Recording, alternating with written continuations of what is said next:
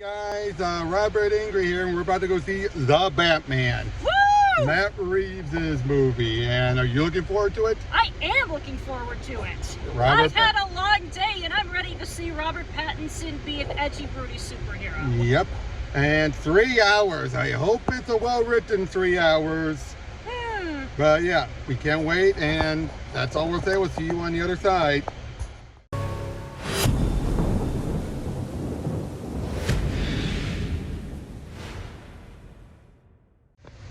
Guys, oh my gosh! Where do we even start? Where do we begin?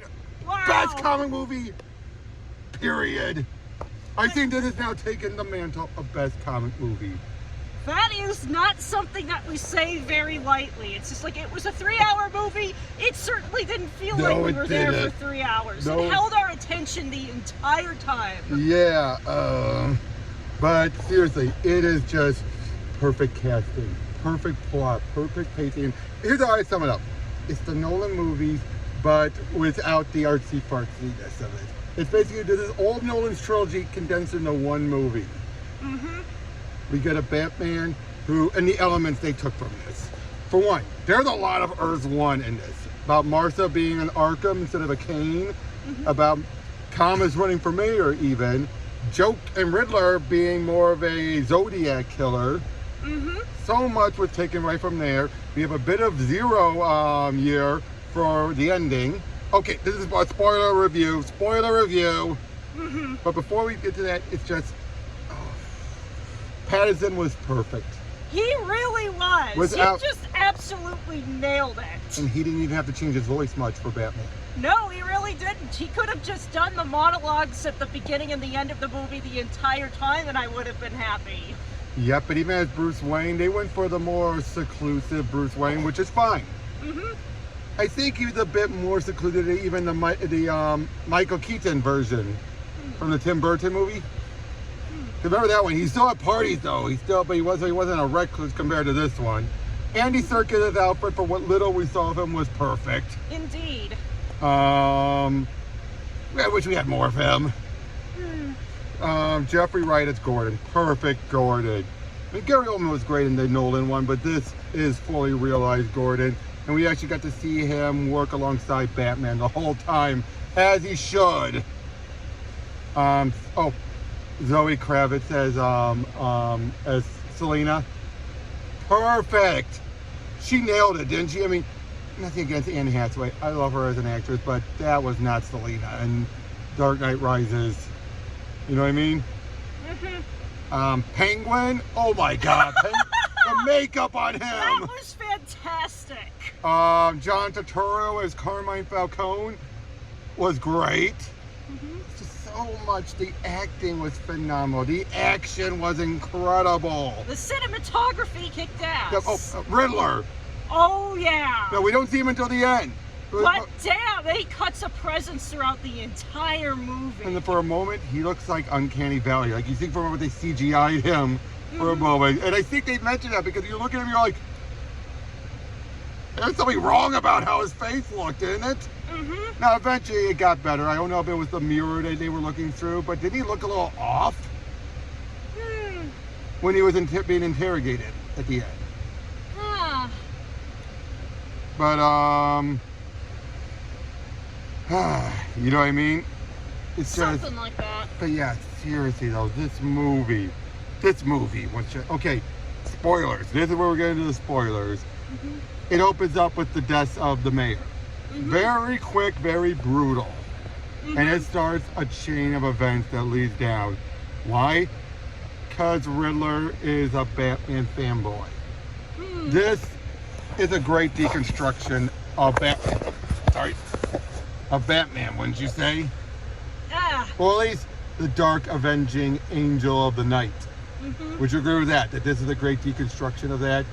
Yeah. Because it basically takes up the notion of the copycat, but actually do it in a way that you don't expect.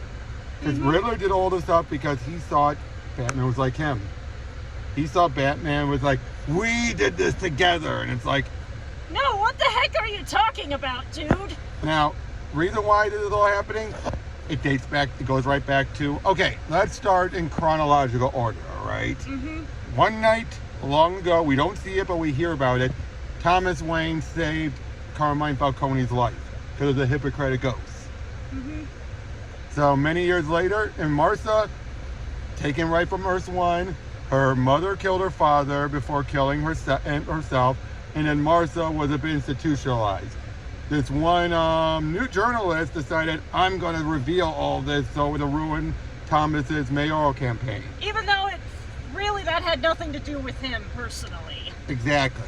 And then eventually Thomas tried to buy him hush money. Didn't work. The guy, now, it was later revealed this guy was working for Maroney, one of the other criminals that we never see. We know that, and that could be part of the reason why they were trying to take him under. Now, of course, Thomas was desperate. He wanted Martha to be left alone.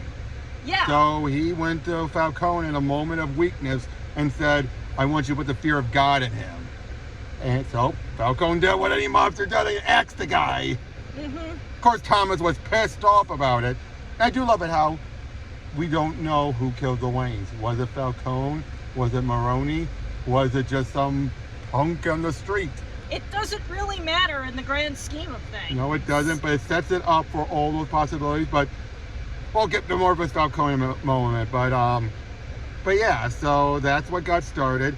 But at the same time, Wayne had started a renewal funding. Basically, puts $1 billion in, and then everyone would start putting money in regularly. But it became the perfect funneling. Yeah. The perfect funnel scheme once Wayne was dead. And Edward, basically everything was meant to go into the orphanages and all that.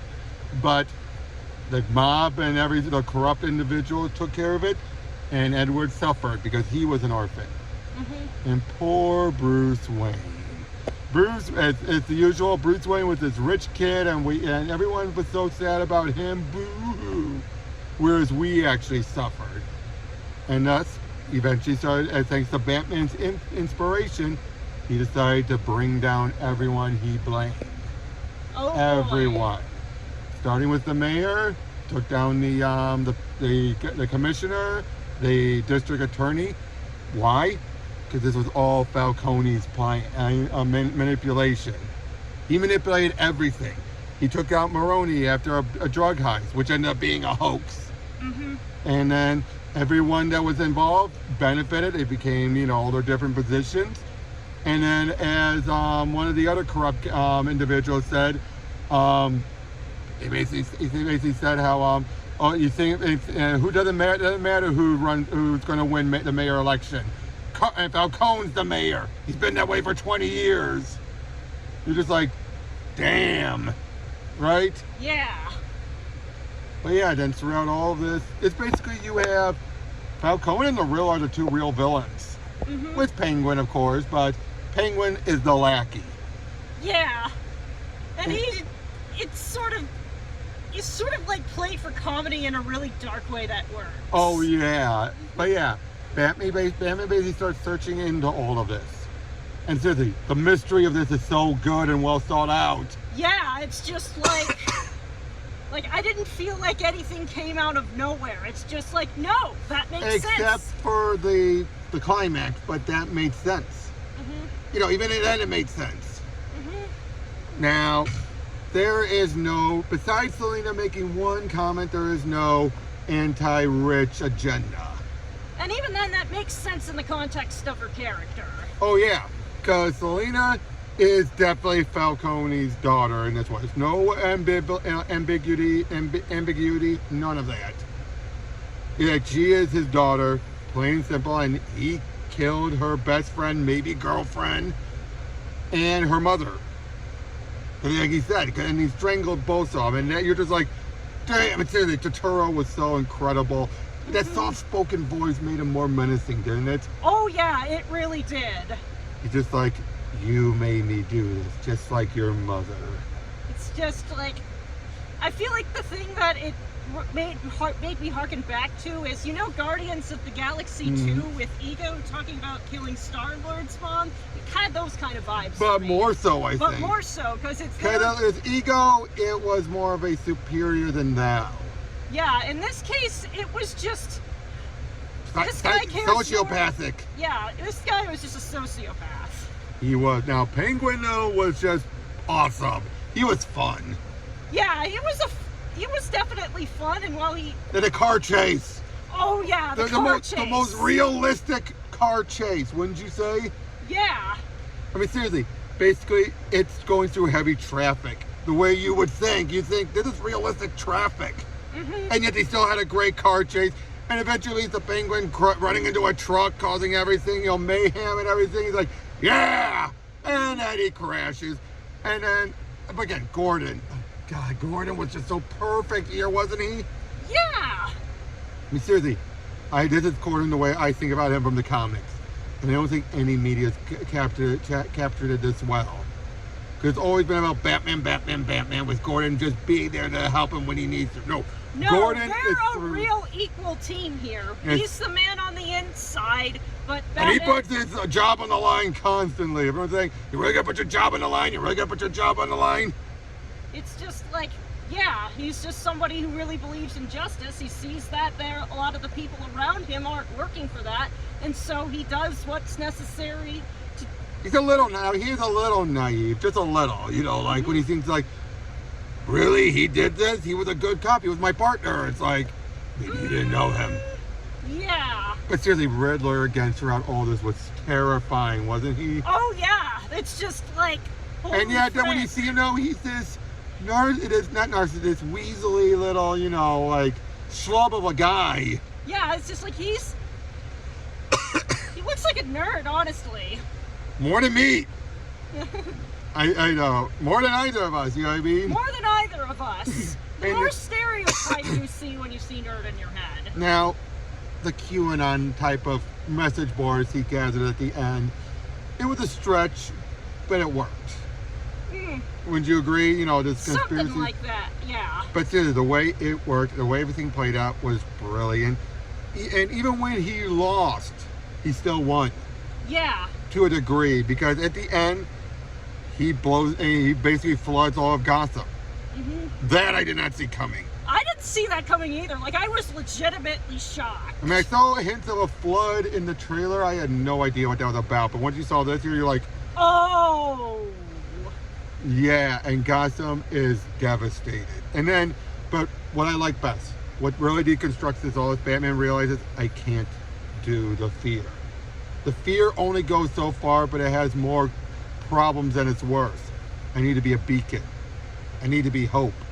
And what does he do at the end? He takes a flare and guides everyone, like a person holding a torch in your darkest hour. Mm-hmm. And then Batman's helping him out even throughout the daytime. I love it. They're not trying to go for the Batman the secret. Mm-hmm. No, Batman is worldwide known. And I think that's what works best about this. No being muddled down by the origins. They just tease it a little bit, but they never show it. Mm-hmm. Oh, and Joker. Oh man, that was set up so well, where it's just like, it just slowly dawns on you. And I had to laugh. Mm-hmm. And even he's the one who says, riddle me this. What, a friend. The fact that both of them cackle, because you do know, technically Frank Gorshin's Riddler from the Adam West series is the more manic, laughing, giggling guy than Joker ever was. And so when people think of Joker, they're actually thinking about Frank Gorshin's Riddler. Remember, Cesar Romero's Joker was more like, hoo, hoo, hoo, hoo, hoo. Oh yeah. But yeah, though, seriously, again, just so much of this was good. And Batman wasn't perfect. He wasn't flawless. I mean, how many times did he get hit during those fights? Oh yeah, there were lots of times. I remember one time where he was like deploying the Batglider and he looked really cool for like maybe half a minute before he then, yeah. And then he gets like, oh, now that was funny.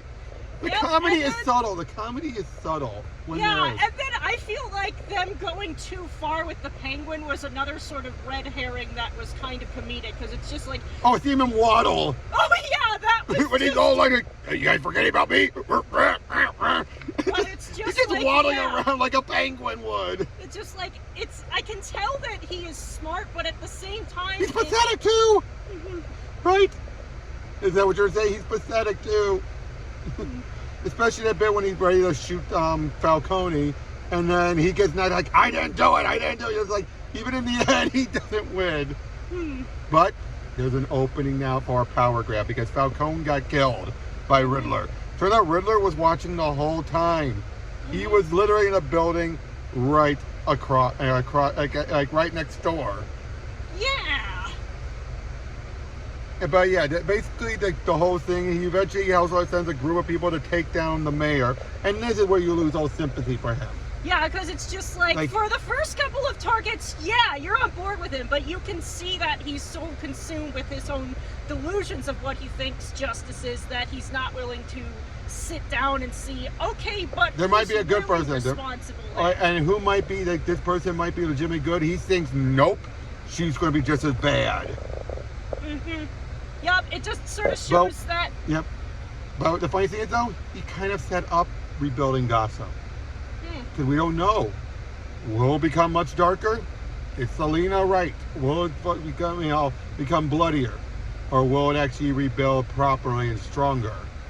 Well, whatever it is, he still has to try for things to be better. Yep. And at the end, Selina leaves.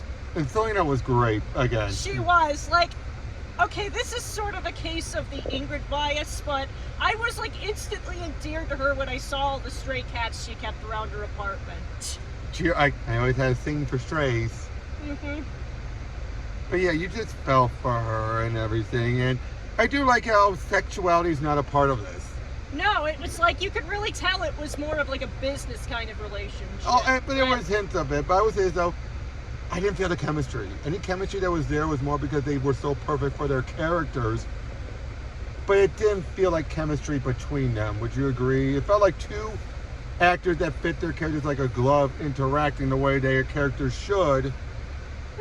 I kind of get what you're saying, yeah. I'm not saying their scenes together were bad. But they felt like what the characters would act. But it felt like when they were doing what's supposed to be chemistry, it felt like by the motions, by the numbers. It's through the motions. Would you agree with that? Yeah, I can see where you're coming from with that, but again, it's not bad. It's not bad. So yeah.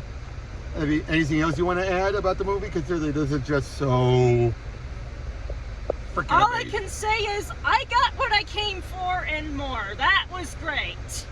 Best comic movie still. That's what I'm saying right now. I could be wrong, but 11. 11. That's a first for our show. Doesn't it feel that way? It really does. Okay, maybe not 11. I would just say perfect 10. Perfect 10. Maybe I'm 11. Yeah, that'll be too much. Perfect 10. Very few perfect 10s we've gotten there, but it was deserved every minute of it, every second of it. And again, like you said, it didn't feel like no 3 hours. Yeah, it's just like I expected that maybe at some point, but it's just like there were many points where I felt like maybe I should take a bathroom break, but just like, but I don't want to miss what could be a vital clue of the mystery. Exactly. So yeah, go out and see it. See it. Even if we spoiled it for you, see it. Nothing much else really. I thought that we were going to talk a lot more. Yeah. What? The moment where Alfred ended up taking the palm. That was just absolutely heart-stopping. And then you find out it already happened. Because you see him calling the phone, and part of me is like, Alfred, why aren't you answering? And then you find out, we're looking at the past. And I was just like, no, not Alfred. And thank God he was all right. I was so... Oh, yeah, that was just... You felt they were going to kill him off, didn't you? I mean, yeah. I could have seen them doing that. Did he have any next of kin? No, just me. And I do think Bruce is going to start interacting more with the public after this, I think. Yeah. But seriously, you're right. I can't believe I almost forgot that. Yeah, that was like one of the moments that really... Yeah, you saw me. You probably saw me freak out. Like, yeah. No, not Alfred. No, Alfred. No. Because he's opening up the package, you're just like, no. Sorry. My drink was spilling. So, anything else?